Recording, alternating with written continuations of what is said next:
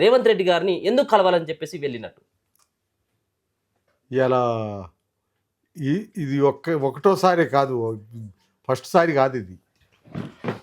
ఆయన ముఖ్యమంత్రి అయిన దగ్గర నుండి మొదలుకుంటే ఇప్పటికీ ఇవాళతోటి 4 సార్లు నేను ముఖ్యమంత్రిని కలవటం కోసమని వాళ్ళకు సంబంధించినటువంటి వాళ్ళతోటి టైం తీసుకొని నేను వస్తున్నాను, నాకు టైం కావాలని అంటే రమ్మన్న అంటూనే ఆడికి వచ్చినాక అందరూ ఆడికి వచ్చిన తర్వాత ఆడు ఉన్నటువంటి సిబ్బంది అంతా కూడా అందరు గుర్తుపట్టి నమస్తే నరసయ్య గారు, నమస్తే నరసయ్య గారు అంటారు, కానీ లోపలికి పోవటానికి లోపటి నుంచి అనుమతి లేదని అంటున్నారు. ఒక రకంగా మాలాంటి వాళ్ళ సలహాలు కానీ మాలాంటి వాళ్ళ తోటి వాళ్ళ అనుభవాలను పంచుకోవాల్సినటువంటి అవసరం ఉంది. నేను ఎందుకు వస్తున్నా ఏంది అంటే నా పర్సన్ పనుల కోసం, పర్సన్గా నేను ఏదో పైరవి చేసుకోవటం కోసం నేను రాలే. నా కాన్స్టిట్యున్సీ ఇవాళ అక్కడ కాంగ్రెస్ పార్టీ అభ్యర్థి గెలిచినా 5 సార్లు ఎన్టీఆర్ తోటి మొదలుకొని మొన్నటి రాజశేఖర రెడ్డి దాకా నేను ఆ కాన్స్టిట్యున్సీలో ప్రాతినిధ్యం వహించా. ఆ కాన్స్టిట్యున్సీకి సంబంధించినటువంటి విషయాలన్నీ నాకు పూసగుచ్చినట్టుగా తెలిసినటువంటి, అక్కడ ప్రజలు దున్నుకుంటున్నటువంటి పోడు భూముల హక్కులు కానీ, ఆ పోడు భూముల్లోకి వెళ్ళిపోయేటువంటి వాగులు ఒర్రెలు నీటి వనరులకు సంబంధించి కానీ, అక్కడ ఉన్నటువంటి గోదావరి నీళ్ళని ఆ ఇల్లెందుకు తీసుకురావడానికి కావాల్సినటువంటి ప్రయత్నాల్లో, రిప్రజెంటేషన్లలో నేను ప్రాతినిధ్యం వహిస్తున్నటువంటిది. అక్కడ ఉన్నటువంటి అన్ని పొలిటికల్ పార్టీలు కలిసి అఖిలపక్షంగా ఏర్పడి ఆ సీతారామ ప్రాజెక్టు, ప్రజలు దున్నుకునేటువంటి పోడు భూములకు పట్టాలు, ఆ ప్రాంతంలో ఉన్నటువంటి నీటి వనరులన్నింటినీ వ్యవసాయానికి ఉపయోగపడే పద్ధతుల్లో చెక్ డ్యాములు కట్టొచ్చు, లిఫ్ట్ ఇరిగేషన్స్ పెట్టొచ్చు.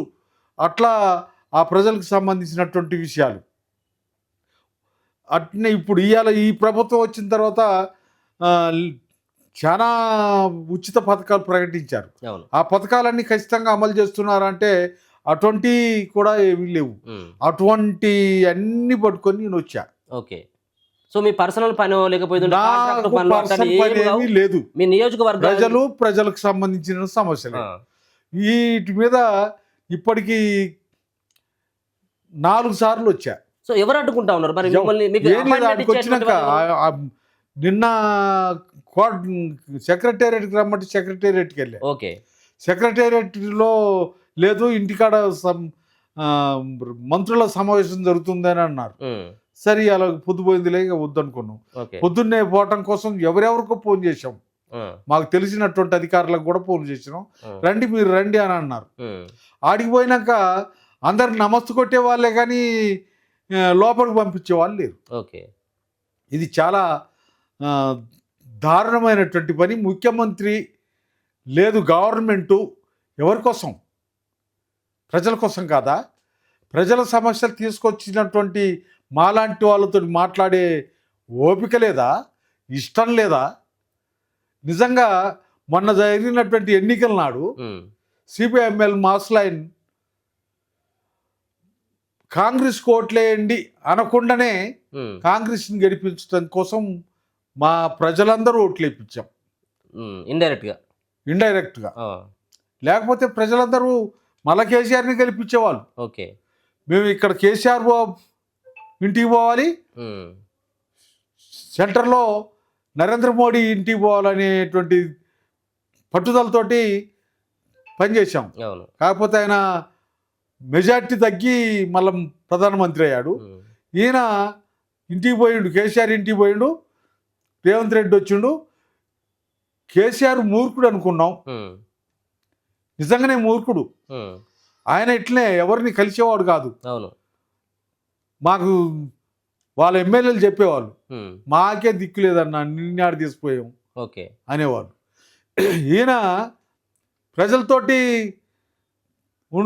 ఉంటాడు అనుకుంటే మరి ఏందో అర్థం కావట్లేదు. ఇప్పటికి నేను 4 సార్లు వచ్చి ఉత్తగానే తిరిగిపోవాల్సి వచ్చింది. ఇప్పుడు మీకంటే ముందు వెళ్తున్నటువంటి వాళ్ళు ఎవరైనా చిన్న చిన్న వ్యక్తులు కావచ్చు, గల్లీ లీడర్లు సైతం వాళ్ళు ఎవరెవరో వాళ్ళు ఏం పంపిస్తా పని మీద వచ్చిండ్రో వాళ్ళకి ఏంటిదో వాళ్ళందరినీ పంపిస్తున్నారు. నాకు సంబంధించి నేను ఫలానా అని చెప్తే ఫోన్లో కూడా చెప్పారు పైకి, ఓకే గుమ్మనర్ష గారు ఉన్నాడండి అని. అయినా వెనక్కి పంపేయండి, ఇప్పుడు వీలు పడదు అని చెప్పారు తప్ప పంపేయండి రమ్మనండి ఏం మాత్రం అనలేదు.